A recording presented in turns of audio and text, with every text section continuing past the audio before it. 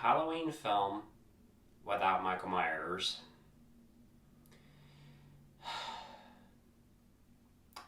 Let's talk about it.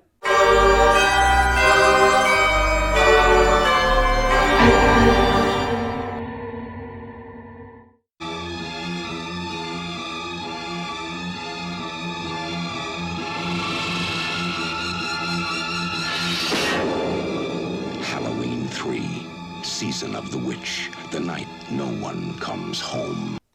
Happy Halloween, everybody, and welcome back to the 4th annual Halloween special. Now I've reached Halloween 3, the Season of the Witch. Oh.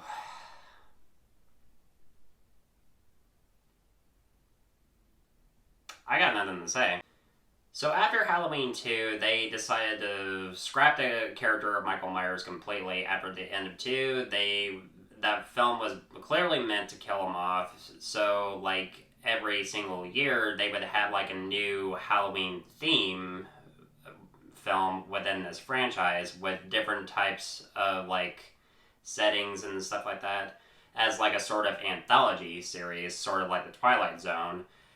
And I can respect them for trying to do something different because, like I said, Halloween 2 was originally meant to kill off Michael Myers, and trying to do something different for this franchise would have worked if it was done right. Now I know that there is a large majority of the fan base that completely loathe this film, largely due to the fact that this is the only film in the franchise to not feature Michael Myers, and for some bizarre reason that this film has a considerable amount of people who somehow appreciate the film, mostly because of its attempts to try to do something different. While I do respect the filmmakers for trying to do something different for the Halloween franchise, I overall just think that this is a terrible film, mostly not just because this is the only Halloween film without Michael Myers, but due to the fact that it just lacks everything that I would want for a Halloween film. It's not scary.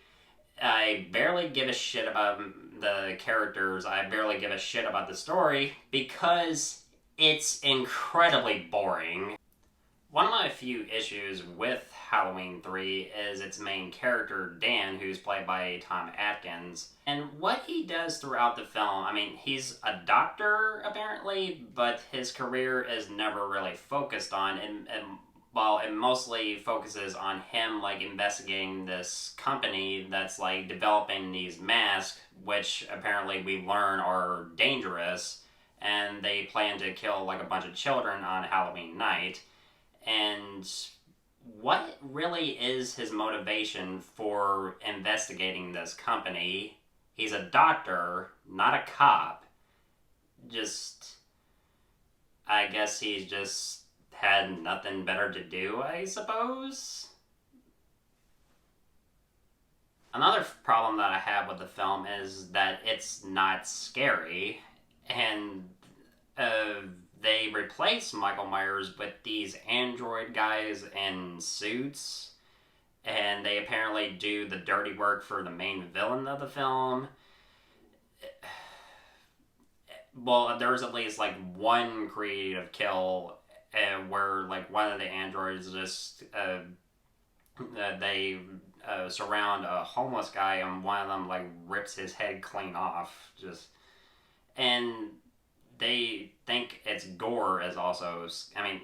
apparently the filmmakers very much like what they did with Halloween 2.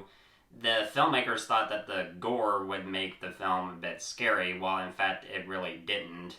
Especially when it comes to the deaths of the androids. Most of the deaths are hilarious in this film, honestly. Especially when you get like this one shot of when you see like one of the androids getting crushed by a car. It's just... this is his reaction after being crushed. Just...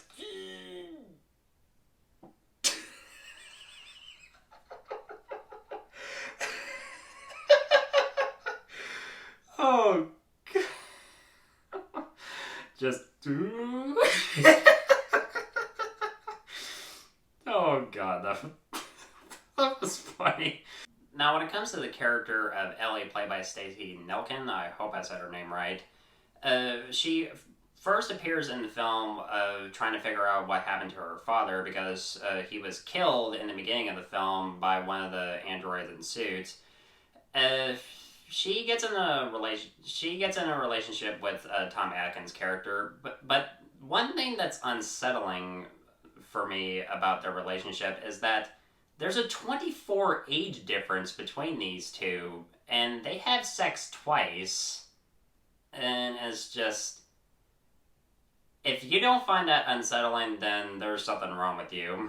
So when it comes to the main villain, played by Dan O'Herlihy, of all people, I hope I said his name right, his overall goal is to like use these Halloween masks, and they have like these microchips attached to them, and when this commercial plays, that plays throughout the course of the film, the Silver Shamrock commercial, which gets annoying really fast.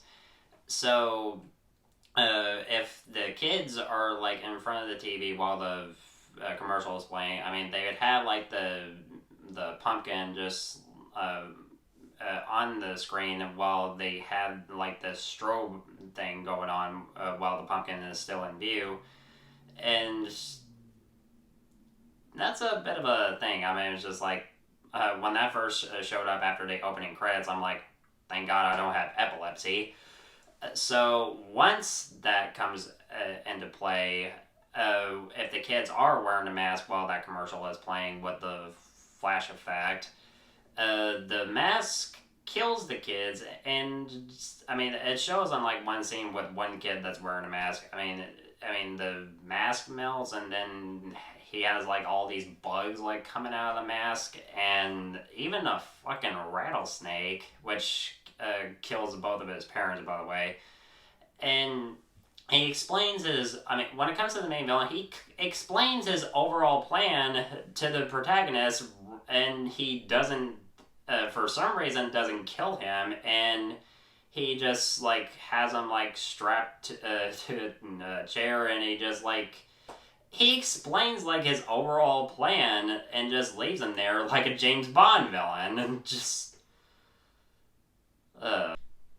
So the last act of the film almost kind of becomes a bit of a James Bond ripoff because, of course, Tom Atkins' character escapes. He destroys the TV that was in front of him. I mean, that was playing the original Halloween. And speaking of that, it plays twice in this film, the original Halloween. Well, at first appears on a commercial when an announcer announces it as an immortal classic. And then, like I mentioned before, it was playing during the scene when Tom Atkins escapes. And I began to wonder, since this is titled Halloween 3, and it's supposed to be a sequel to the previous two films, and they're playing the original Halloween in this film, to me, it just doesn't make any sense. And how he escapes is a little bit too easily. I mean, he smashes the TV, he uses a shard of glass from the TV to just cut the straps, and throwing his Halloween mask at a security camera and somehow managing to just cover it up on his first try. Okay, yeah. So he escapes, and he rescues his quote unquote girlfriend, and he tries to like sabotage the villain's plans. And he, like, how he does this, he manages to get a box full of the microchips that are supposed to kill all these children on Halloween night as some form of ritual sacrifice or something like that. But and they're like hiding behind a cart and moving it without anybody realizing that they're like moving a fucking cart. It's just like, okay, am I watching a horror film or a Saturday morning cartoon? So Tom Atkins manages to get his hands on the like control panel like turn to like wait. So Tom Atkins manages to get on the control panel without anybody realizing that, because I mean they're all like around him. I mean, then they're just like doing their own thing. I mean, how did nobody not realize that he's like literally right uh, where they're at? It's just like, so of course they managed to spot him, and somehow, I mean, he like turns the commercial on in front of their screens, and he like tosses the like microchips down on them, and it kills everybody. And then the main villain somehow just vaporizes while smiling. I mean, he's turning white, and just like that effect alone, and I laughed so hard because that was just so dumb. And the girl reveals herself to be a cyborg, and we get a atrocious fight scene. Just, and of course there's like a few false scares. Just yeah. And of course, I mean, it ends with him trying to like trying to get in touch with the national television network to just like try to like avoid like them like broadcasting the commercial, and it's left ambiguous on whether or not they cut it off from like a couple of channels except for one. So the ending is ambiguous. So did it kill all the kids in the U.S.? And if they did, in what time zone? That's another thing that's kind of confusing, because when we see all the kids trick or treating on Halloween, it goes to like various states of, I mean, from Ohio to Washington, and it goes to like what time zone is this broadcasting? That's a bit of a plot hole. So overall, the story is confusing. The film overall is boring. The characters I barely give a shit about. And the writing is just... I can respect the filmmakers, though, for trying to do something different, but its execution just... Well, we know that it definitely wasn't the best idea. So Halloween 3, Season of the Witch, of course, gets an F. So what do y'all think about the film? Let me know in the comments below. And guys, thank you so much as always for watching. Looking forward to doing more videos really soon. And if you want my thoughts on old or new films, of course, you know where to find me. And happy Halloween.